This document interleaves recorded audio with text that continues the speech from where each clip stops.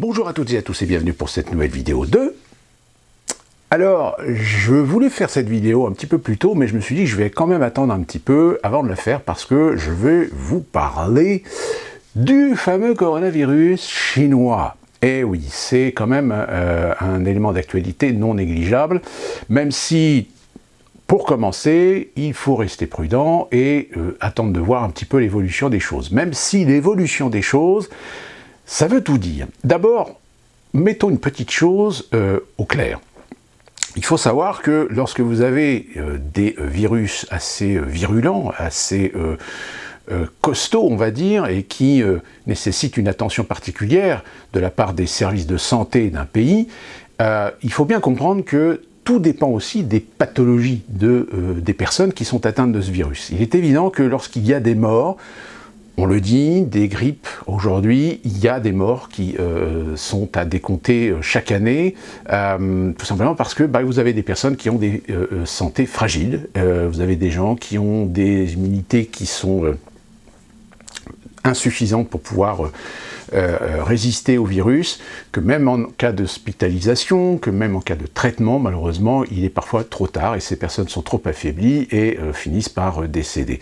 Donc les pathologies sont importantes chez les sujets et nous savons tous que nous sommes tous différents des uns des autres. Donc c'est déjà relativement compliqué et difficile pour des services de santé de déterminer si oui ou non ils sont en face d'un virus, d'un nouveau virus, ou si au contraire c'est tout simplement un certain nombre de personnes qui malheureusement ne savent pas résister, on va dire, à ce virus. La deuxième chose qu'il faut comprendre, c'est que lorsqu'on est en face d'un virus qui peut potentiellement être une nouvelle souche, on va dire, il faut un certain laps de temps pour pouvoir déterminer un certain nombre d'éléments. Vous avez les éléments de transmission, vous avez les éléments de symptômes, tout ça, il faut compiler tout ça afin de déterminer une base de données importante qui va pouvoir déterminer si ce virus peut être considéré comme dangereux et potentiellement donner naissance à un phénomène de pandémie. Il faut savoir aussi qu'il existe un certain nombre de normes et de règles, de critères. Par exemple, vous avez le niveau de classification de l'OMS qui détermine qu'aujourd'hui le coronavirus chinois est pour l'instant toujours tenu à un niveau de 0,9 dans sa catégorie. Pour vous donner un ordre d'idée, la dernière pandémie assez importante qui a fait entre 50 et 60 millions de morts, c'est la fameuse grippe espagnole au milieu du XXe siècle, qui, elle, est classifiée de par son niveau, de par sa consistance, de niveau 4. Donc vous voyez, on a encore de la marge. Mais, je vais vous expliquer quelque chose un peu plus loin dans la vidéo. Pour l'instant, on n'a pas beaucoup d'informations pour pouvoir déterminer à l'échelle internationale si ce virus devient un problème ou non. Pourquoi? Tout simplement parce que c'est la Chine. Et la Chine, on sait que le gouvernement chinois a parfois tendance un petit peu à bidouiller des chiffres, bidouiller des informations. Sauf qu'il arrive un moment où lorsque des données commencent à remonter à la surface et puis aussi le gouvernement chinois n'a pas le total contrôle sur les informations qui peuvent sortir de ces zones, il y a des vidéos, il y a des témoignages qui commencent à relater d'une situation difficile et délicate. Pour vous donner un ordre d'idée, il faut savoir que officiellement, on n'a pu détecter ce virus à la mi-décembre, mais on a appris il y a quelques jours que le fameux patient 0, ce fameux patient qui est le patient de référence, par qui normalement le virus est arrivé, ce patient 0, eh bien, en fait, aura été détecté dès le 1er décembre. Mais comme je vous l'ai dit, après, il faut toute une batterie d'analyses et d'études pour déterminer si cette personne n'est pas sujet simplement, de par sa pathologie, à une réaction beaucoup plus difficile, beaucoup plus délicate par rapport à un virus pourtant connu, ou si au contraire cette personne détient un virus qui n'est pas référencé et qui a toutes les conséquences de santé que ça peut impliquer. Et puis surtout, évidemment, déterminer la capacité de contagion. Et là aussi, vous avez des critères, ces fameux critères, vous verrez, je mettrai un lien en dessous de cette vidéo, qui vous explique qu'on peut déterminer la capacité pandémique d'un virus sur sa capacité de transmission. C'est-à-dire que, par exemple, si vous avez une personne qui transmet à 5 personnes et que chacune de ces personnes transmet à une personne, on estime que le risque pandémique est très faible, puisque c'est un phénomène qui, à un moment donné, le virus finira par se tuer lui-même de par cette transmission justement par des personnes avec des pathologies différentes, et certaines personnes finiront par encaisser, on va dire, le virus et finir par le détruire.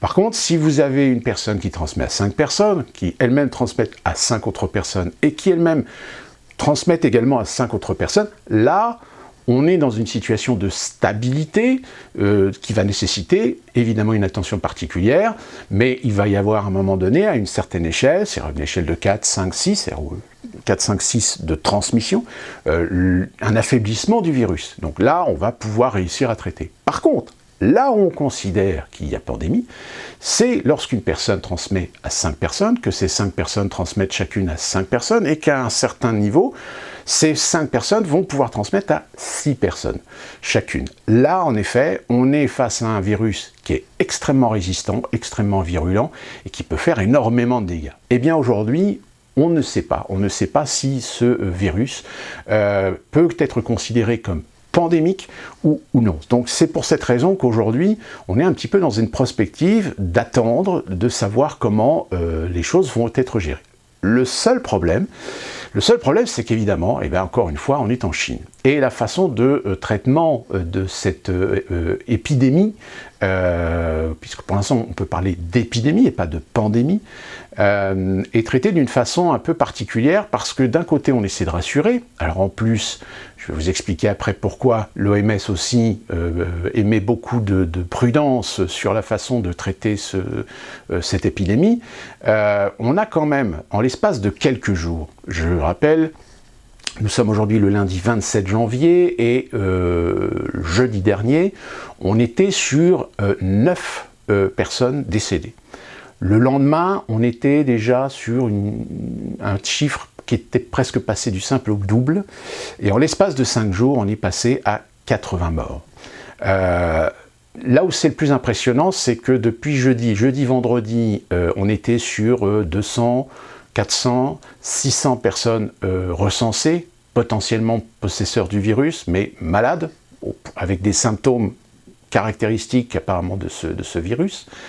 Là, par contre, dimanche, on est passé de 900 à 2000 cas. Et là, au moment où je vous parle, on est à 2800 cas. 2886 cas plus précisément, qui inclut aussi bien les cas à l'échelle internationale. En France, par exemple, il y a 3 cas recensés. Aux États-Unis, je crois qu'il y en a 5. Il y a également Thaïlande, en Inde, etc. Sachant pour la France qu'il y a quelques heures maintenant, au moment où je vous parle, où il y a un cas qui serait probable, qui a été peut-être détecté à Rouen, et qui ferait donc, ce serait peut-être un 4e cas possédant le virus. Mais là encore, mesure de prudence, parce qu'on ne peut fonctionner qu'avec des symptômes. Là, pour l'instant, est-ce que les scientifiques, est-ce que les médecins aujourd'hui ont les moyens d'identifier de façon précise s'il s'agit bien du même virus ou pas? Logiquement, si le protocole de lutte antivirus international fonctionne, eh bien normalement tous les centres, tous les ministères, tous les services concernés doivent avoir les références pathologiques du virus pour déterminer si des gens qui, dans chacun de nos pays, sont détenteurs de ce virus ou non. Ce qui est d'autant plus inquiétant, et là je reviens donc sur ce que je laissais suggérer tout à l'heure, c'est une des raisons pour lesquelles l'OMS aussi n'a pas émis une alerte à proprement dit, c'est tout simplement parce qu'il y a aussi des conséquences économiques. On est quand même en Chine, et la Chine c'est quand même un des poumons de production, de produits manufacturés, qui éventuellement, si jamais la Chine venait à être confrontée à une pandémie, et là je dis bien le terme pandémie, forcément les protocoles internationaux doivent s'appliquer. Ça veut dire qu'on peut être dans une situation où tous les ports et aéroports de la Chine sont fermés. Je vous laisse imaginer les conséquences, surtout que on vient d'apprendre ce matin que les autorités chinoises ont demandé à un certain nombre d'entreprises d'éviter de faire travailler les employés de leurs entreprises, surtout les entreprises avec beaucoup d'employés. Et on a appris que, eh bien, à partir d'aujourd'hui, une entreprise comme Foxconn, par exemple, Foxconn, c'est cette entreprise qui fabrique la grande majorité des iPhones pour Apple, eh bien, demandait à tous ses employés de rester à la maison pendant une semaine, voire peut-être 2 semaines. On a également une autre société qui est aussi réputée dans sa fabrication de composants, qui s'appelle Johnson & Johnson. Vous avez également une des plus grosses usines de Samsung qui a demandé à ses employés de rester chez eux pendant au moins minimum 1 semaine, voire 2 semaines. Ce qui est d'autant plus inquiétant, c'est pourquoi demander, alors qu'on a des protocoles de sécurité qui pourraient très bien être mis en place, finalement pas prendre de risque que finalement le virus soit plus contagieux qu'il ne l'est, en demandant tout simplement aux employés de ne pas venir bosser, c'est-à-dire on ferme les entreprises. Et depuis peu de temps, il y a un site, dont je vous ai dit que je mettrai le lien en dessous de cette vidéo, qui permet de suivre en temps réel les niveaux de contamination, les sujets et les cas déclarés et le nombre de morts, aussi bien au niveau de la Chine que l'échelle internationale. Et on se rend compte que le virus est en train tout simplement de se propager à l'échelle nationale. Je rappelle le chiffre. Jeudi dernier, c'est-à-dire qu'il y a moins de 7 jours, moins d'une semaine, on était sur 200 cas, on est arrivé à 2800 cas en Chine. C'est-à-dire que là, on est sur un potentiel en 5 jours de fois 100, fois 1000. Ce qui est assez impressionnant. Donc on va voir dans les jours à venir comment ça va évoluer. Si dans les jours à venir, on est sur ce même niveau de passer presque du simple au double, là, je pense qu'à mon avis, il y a raison de s'inquiéter. Mais encore une fois, comme je disais tout à l'heure, il y a la raison économique qui risque fortement de temporiser la situation. Je pense sincèrement que là où la situation pourrait devenir critique, c'est que si jamais à l'échelle internationale, les cas passaient également du simple au double. Pour l'instant, ce n'est pas le cas. On a des cas avérés dans un certain nombre de pays. D'ailleurs, je pense qu'il y a d'autres pays dans lesquels il y aura d'autres cas parce que, évidemment, avec les flux de déplacement de population qu'il y a aujourd'hui, et surtout avec la Chine, vous avez beaucoup de commerciaux, vous avez beaucoup de représentants, vous avez beaucoup de gens qui travaillent dans certains business qui vont évidemment en Chine. Donc certainement que le virus va pouvoir voyager à l'échelle internationale. Et comme je le dis, vous avez des gens qui ont des pathologies ou peut-être qu'ils vont sentir qu'ils ont juste un petit rhume ou juste une petite toux, parce qu'ils ont une bonne consistance physique, parce qu'ils ont une bonne santé, mais qui possèdent le virus et qui peuvent très bien le transmettre à des gens qui, eux, par contre, risquent d'avoir peut-être des pathologies ou des santé un peu plus fragiles. Et là, évidemment, on risque de se retrouver, en effet, face à des situations. Il est certain qu'aujourd'hui, la pandémie, c'est quelque chose qui fait énormément peur, parce que c'est quelque chose qui peut très rapidement s'étendre à l'échelle internationale. Pour l'instant, comme je vous l'ai dit, sur les références qui sont celles de l'OMS, on n'est pas encore dans un état de pandémie. Mais à suivre, parce que vu ce qui se passe en Chine, on a aujourd'hui des vidéos qui circulent sur Internet, qui réussissent à sortir, etc. Il faut savoir qu'à Wuhan, il y a quand même 11 millions d'habitants, qu'il y a actuellement 16 villes qui sont fermées, qui ont été mises en quarantaine. Alors je vous laisse imaginer les populations, évidemment, dans ces lieux-là, dès qu'ils ont... parce qu'il y a aussi le phénomène psychologique, hein, c'est-à-dire que quand, par exemple, si dans votre ville, par exemple, si demain on vous dit il y a 2 cas, hop, on met la ville en quarantaine, etc., les symptômes, c'est ça, il faut savoir qu'il y a un impact psychologique, c'est-à-dire qu'il y a un conditionnement psychologique qui fait qu'il y a des gens qui vont développer les symptômes parce que, inconsciemment, ils vont s'imaginer qu'ils sont contaminés. Alors qu'en réalité, non. Ils n'ont absolument aucune contamination, ils sont en parfaite santé, mais voilà, ça a un nom d'ailleurs, je crois, mais je ne me souviens plus quel nom ça a. Donc il y a aussi ces phénomènes-là. Et alors je vous laisse imaginer sur une population de 11 millions d'habitants, surtout quand vous avez une ville qui est mise en quarantaine.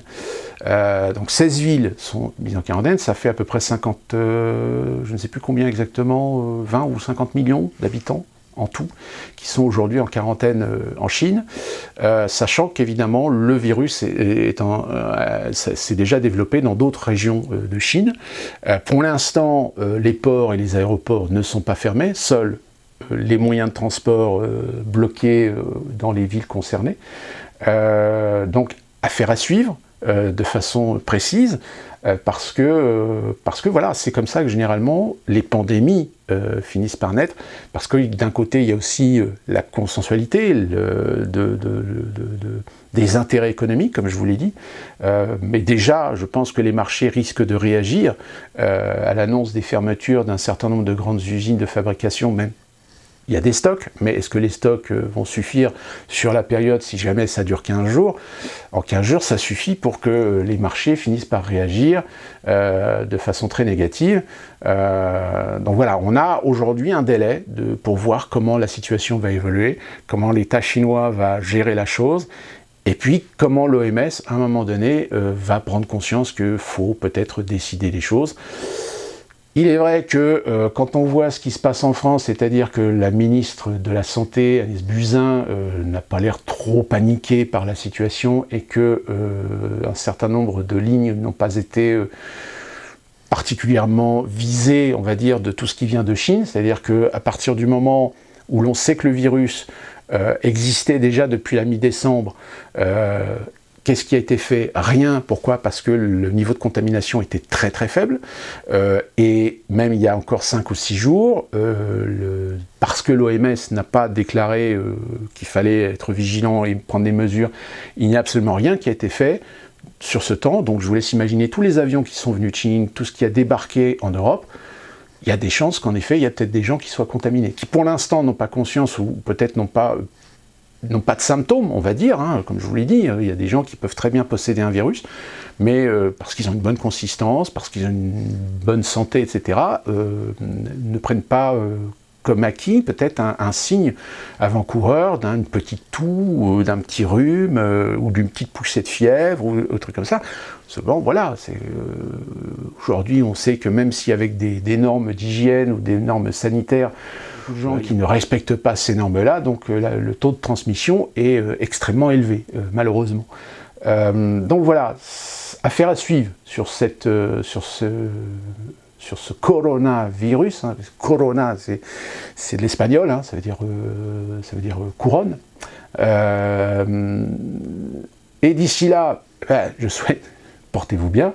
Et puis on se retrouve très prochainement avec une autre vidéo. Et n'oubliez pas, je vous mets des liens pour surveiller un peu la chose ci-dessous. Et à très bientôt.